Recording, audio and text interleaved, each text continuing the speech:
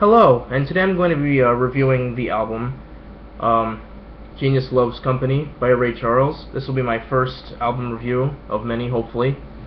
Um, a little about this album. It is a posthumous album, so it came out after Ray Charles passed away. It was released on August 31st, 2004. It is released under the label Concord and Hear Music. Some chart information about it. It is certified triple platinum and has sold over 3 million copies in the United States. The singles of this album are You Don't Know Me and Here We Go. Alright, let's get this started. Basically, I'm going to talk about the album, like some information about it. I'm going to talk through each of the tracks, what the tracks are about, instrumentation, etc., etc. So, let's get this started. First track, Here We Go Again.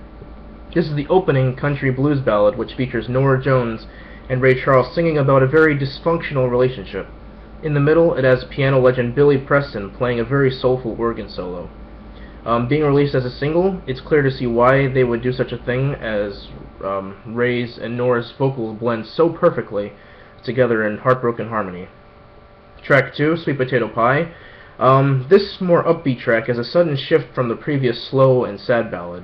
James Taylor is featured on this gospel, almost Earth, Wind and Fire Chicago-inspired track, full of guitars, blasting horns, and uplifting goodness about a beautiful woman being compared to, as the title says, a sweet potato pie.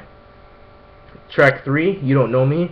This slower R&B ballad opens with a beautiful floating piano intro with strings along with it.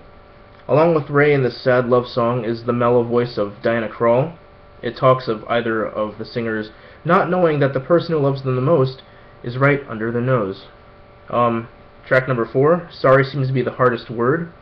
This duet with the great pop legend himself, Elton John, opens with a heartfelt string orchestra, leading into Ray singing of how he can't get that special someone to love him with a gorgeous piano part. In comes Elton, with drums, bass, and a high-pitched guitar interludes. This is actually an Elton John piece from his Blue Moves album. You can hear the sadness and sincerity in both men's soulful voices. Track number 5, Beaver. This duet with Nat King Cole's very own daughter, Natalie Cole, opens with a very jazz club-like bass line with bongos, drums, snaps, and slide drums.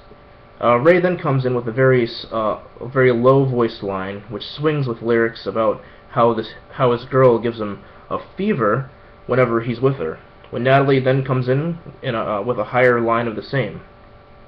The song makes reference to the likes of Romeo and Juliet and Pocahontas. The whole song is almost a conversation between the two R&B legends, so it's a great track. Track number 6, Do I Ever Cross Your Mind? This track opens with a slow slide guitar and keyboard part with a very bluesy, almost country feel. This duet is conducted with Bonnie Raitt, I'm not sure, who is actually a blues country artist. The country side starts to come out more in the heavy chorus. The title is pretty self-explanatory. It's a great blues ballad with great instrumentation. Track number 7, It Was a Very Good Year. This track has a gorgeous orchestral intro, and unlike most of the tracks on this album, Ray is not the first person to sing, but instead it is country legend Willie Nelson. In this slow, heavily orchestral track, it talks greatly about nostalgia, and how it was indeed a very good year. This is perhaps the most beautiful track on the album, in my opinion. However, around the end, it talks about how age is starting to catch up with them, making this track a very bittersweet track. Still a great track, though. Track number 8, Hey Girl, another orchestral track which features a nice little trumpet part in the beginning, and a duet with Michael McDonald. It's a very mid-tempo track about pleading with women to not go. In between, it features a great trumpet solo. A great R&B track with one of my favorite melodic lines on the album, I would say. Track number 9, Sinner's Prayer. Now this is my favorite track on the album, and features one of my favorite artists, the King of Blues, B.B. King. And as you would probably guess, this is a blues track.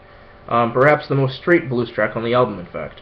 The song is about the singers asking the Lord to forgive them for sinning and to have mercy on them.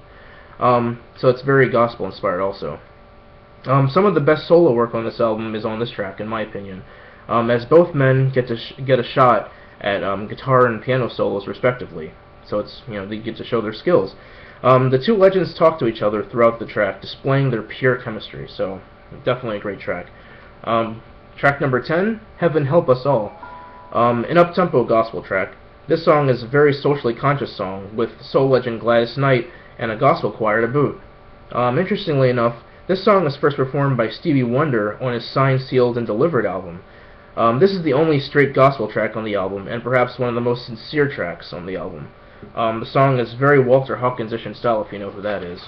Very popular gospel artist, one of the best. Track 11, Over the Rainbow. This track from the popular Broadway musical, The Wizard of Oz, is a jazz-infused version with Johnny Mathis. The main melody that everyone knows is intact, but filled with soul and jazz licks. Another heavily orchestral track going back and forth between strings and the usual jazz instruments of piano, bass, drums, etc., until they fuse in an interlude. Ray then comes in with a powerful reprise, or reprise, one call that, of the first verse. And the final track, number 12, Crazy Love.